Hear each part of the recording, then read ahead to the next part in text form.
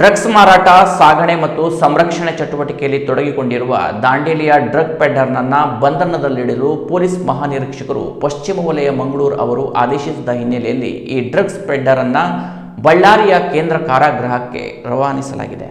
ದಾಂಡೇಲಿಯ ಸುಭಾಷ್ ನಗರ ನಿವಾಸಿಯಾದ ಆಯಾನ್ ಶಾನ್ವಾಜ್ ಇಮ್ತಿಯಾಜ್ ಖಾನ್ 23 ವರ್ಷ drug peddler ಆಗಿದ್ದಾನೆ. ಈತನು ಡ್ರಗ್ಸ್ ಮಾರಾಟ, ಸಾಗಣೆ ಮತ್ತು ಸಂಗ್ರಹಣೆ ಚಟುವಟಿಕೆಯಲ್ಲಿ ನಿರತನಾಗಿದ್ದು, ಈತನ ವಿರುದ್ಧ ದಾಂಡೇಲಿ ನಗರ ಪೊಲೀಸ್ ಠಾಣೆಯಲ್ಲಿ 5 ಪ್ರಕರಣಗಳು ಹಾಗೂ ಹುಬ್ಬಳ್ಳಿಯ ಗೋಕುಲ ರೋಡ್ ಪೊಲೀಸ್ ಠಾಣೆಯಲ್ಲಿ 1 ಪ್ರಕರಣ, NDPS ಕಾಯ್ದೆಯ ಅಡಿಯಲ್ಲಿ ಒಟ್ಟು 6 ಪ್ರಕರಣ ದಾಖಲಾಗಿದೆ. 6 ಪ್ರಕರಣಗಳು ದಾಖಲಾಗಿದ್ದರೂ ಸಹ ಈತನು ಕಾನೂನು ಬಾಹಿರ ಮಾದಕ ವಸ್ತುಗಳ ಮಾರಾಟ ಮತ್ತು ಸಾಗಾಣಿಕೆಯಲ್ಲಿ ತೊಡಗಿಕೊಂಡಿದ್ದರಿಂದ ಈತನಿಗೆ ಅಪರಾಧ ಪ್ರಕರಣಗಳಲ್ಲಿ ಹಲವಾರು ಬಾರಿ ದಸ್ತಗಿರಿ ಮಾಡಿ ನ್ಯಾಯಾಂಗ ಬಂಧನಕ್ಕೆ ಒಪ್ಪಿಸಿದ್ದರು.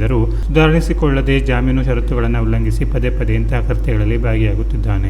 ಇದರಿಂದ ಕಾನೂನು ಸುವ್ಯವಸ್ಥೆ ಹಾಳು ಮಾಡುವುದಲ್ಲದೆ ಯುವ ಜನತೆಯ ಆರೋಗ್ಯ, ಭವಿಷ್ಯ ಮತ್ತು ಆರ್ಥಿಕತೆಯ ಮೇಲೆ ಅಡ್ಡಿ ಪರಿಣಾಮ ಬೀರುವಂತಾಗಿದೆ. ಈತನ ಕೃತ್ಯದಿಂದ ಅನೇಕ ಕುಟುಂಬಗಳು ಈ ಜಾಲಕ್ಕೆ ಸಿಲುಕಿ ಆರ್ಥಿಕ ಸಂಕಷ್ಟಕ್ಕೆ ಒಳಗಾಗುವ ಸಾಧ್ಯತೆಗಳು ಇದೆ.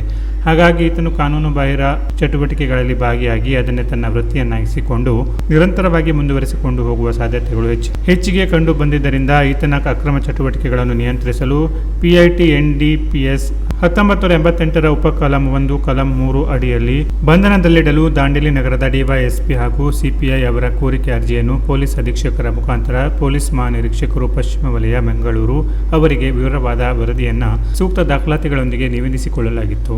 ಅದರಂತೆ ಪೊಲೀಸ್ ಮಹಾನಿರೀಕ್ಷಕರು ಪಶ್ಚಿಮ ವಲಯ ಮಂಗಳೂರು ಅವರು ಸೈಕೋಟ್ರೋಪಿಕ್ ಸಬ್ಸ್ಟೆನ್ಸ್ ಆಕ್ಟ್ 1988 ತಿದ್ದುಪಡಿ ಉಪಕಲಂ 3 ಅಡಿಯಲ್ಲಿ ಡ್ರಗ್ ಪೆಡ್ಲರ್ ಆಸಾಮಿಯಾದ ಆಯಾನ್ ಶಾನ್ವಾಜ್ ಇಮ್ತಿಯಾಜ್ ಖಾನ್ ಈತನನ್ನು ಬಳ್ಳಾರಿ ಜಿಲ್ಲೆಯ ಕಾರಾಗೃಹದಲ್ಲಿ ಬಂಧನದಲ್ಲಿ ಇಡಲು ಆದೇಶಿಸಿದ್ದಾರೆ. ಬಂಧನದ ಆದೇಶದಂತೆ ಈತನನ್ನು ಬಂಧಿಸಿ ಬಳ್ಳಾರಿ ಜಿಲ್ಲೆಯ ಕೇಂದ್ರ ಕಾರಾಗೃಹಕ್ಕೆ ಒಪ್ಪಿಸಲಾಗಿದೆ.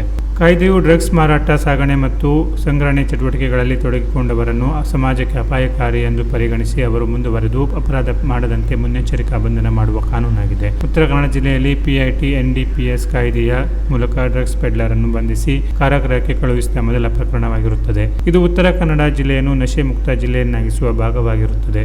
ಪೊಲೀಸ್ ಇಲಾಖೆ ಮಾದಕ ವಸ್ತುಗಳ ವಿರುದ್ಧ ಕಠಿಣ ಕ್ರಮ ಕೈಗೊಳ್ಳುತ್ತಿದ್ದು, ಯುವ ಜನತೆ ಹಾಗೂ ಸಾರ್ವಜನಿಕರು ಡ್ರಗ್ಸ್ ಸಂಬಂಧಿತ ಅಕ್ರಮ ಚಟುವಟಿಕೆಗಳಿಂದ ದೂರವಿರಲು ಸೂಚಿಸಲಾಗಿದೆ. ಸಾರ್ವಜನಿಕರು ತಮ್ಮ ಸುತ್ತಮುತ್ತ ನಡೆಯುವ ಅನುಮಾನಾಸ್ಪದ ಡ್ರಗ್ಸ್ ಮಾರಾಟ ಹಾಗೂ ಸಾಗಣೆ ಕುರಿತು ಸಮೀಪದ ಪೊಲೀಸ್ ಠಾಣೆಗೆ ಮಾಹಿತಿ ನೀಡುವಂತೆ ಕೋರಲಾಗಿದೆ. Canara plus news, Dandeli.